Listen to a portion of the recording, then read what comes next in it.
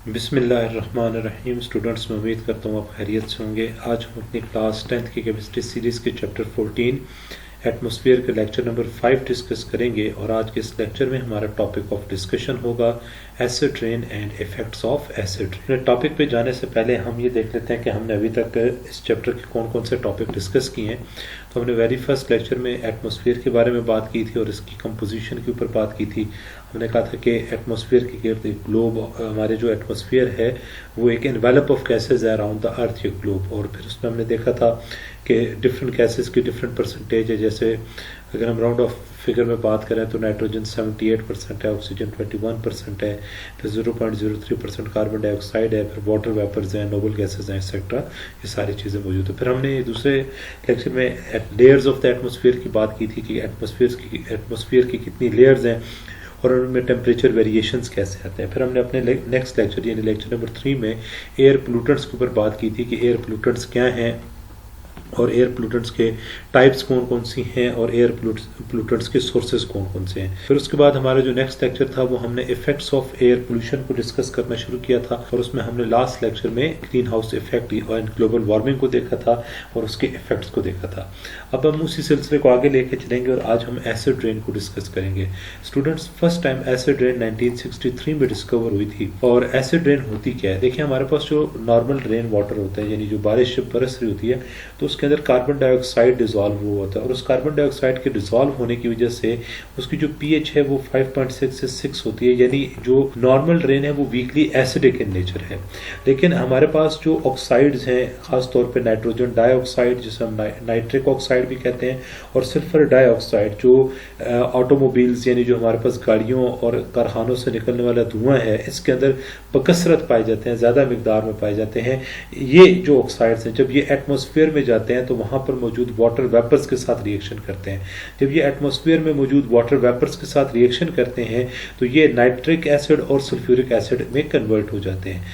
अब ये nitric acid और सल्फ्यूरिक एसिड जब रेन वाटर है, ये जो बारिश है उसके साथ डिसॉल्व होकर ज़मीन के ऊपर आते हैं तो उस वक्त जब ये ज़मीन पे आते हैं तो वो जो बारिश का पानी होता है उसकी pH 4 हो जाती है और ये आपके पास हाईली एसिडिक इन नेचर होता है। तो इस तरीके से इन एसिडिक एयर पोल्यूटेंट्स के मौजूदगी की वजह से हमारे पास एटमॉस्फेयर में एसिड्स बनते हैं और वो एसिड्स जब रेन वाटर में डिसॉल्व होकर ज़मीन पे आते हैं तो इस बारिश को हम एसिड रेन या तेजाबी बारिश का नाम देते हैं।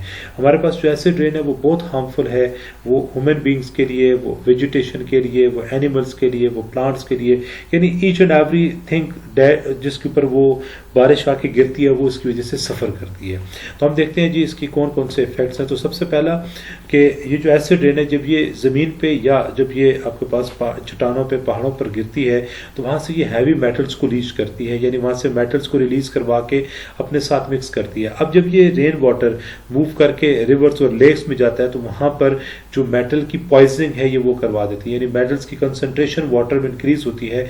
इस चीज़ को हम मेटल पॉइजनिंग का नाम देते हैं।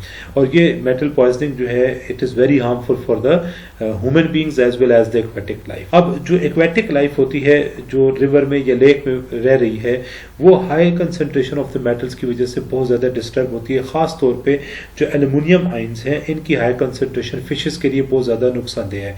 ये फिशेस के गिल्स को क्लॉग कर देती है, यानी उनको जाम कर देती है, जिसकी वजह से मछली को सफोकेशन होती है, उसका दम घुटता है और अल्टीमेटली उसकी डेथ हो जाती है। इसके बाद ये एसिड रेन जो है वो कैल्शियम कार्बोनेट को अटैक करता है। अब कैल्शियम कार्बोनेट हमारे पास मार्बल और लाइमस्टोन में पाया जाता है और एसिड रेन में जो एसिड डिसॉल्व हुए हैं जब वो इसके ऊपर फॉल करते हैं तो वहाँ पर रिएक्शन होता है। अब इस रिएक्शन के नतीजे में जो आपके पास बिल्डिंग्स हैं वो इरोड हो रही हैं, यानी वो खराब हो रही हैं। जो शाइन होती है यानी उनकी जो चमक होती है वो डे बाय डे कम होती है। अब इसी की बेस के ऊपर अगर हम देखें तो आगरा का जो मशहूर ताजमहल है वो हमारे पास व्हाइट कलर से येलोइश कलर में कन्वर्ट हो रहा है क्योंकि आगरा में आपके पास बहुत ज़्यादा एयर पोल्यूशन है तो वहाँ पर एसिड रेन होती है। अब ताजमहल चूने से बना हुआ है तो ये जब चूने के ऊपर एसिड रेन आती है यानी ऊपर एसिड रेन फॉल करती है तो वहाँ पर आपके पास एसिड और बेस वाला रिएक्शन होता है और उसकी जो चमक है और उसकी जो वो वाइटनेस है उसमें कमी आती जा रही है।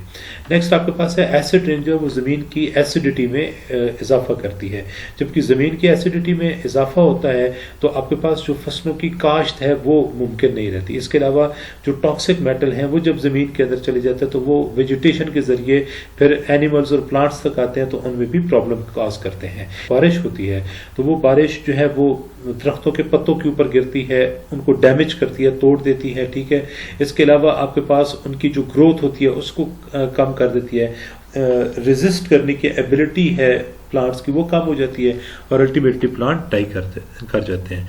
तो ये एक लॉन्ग क्वेश्चन के लिए अच्छा टॉपिक है। शॉर्ट क्वेश्चन में भी इस टॉपिक से तो शॉर्ट क्वेश्चंस भी पूछे जाते हैं।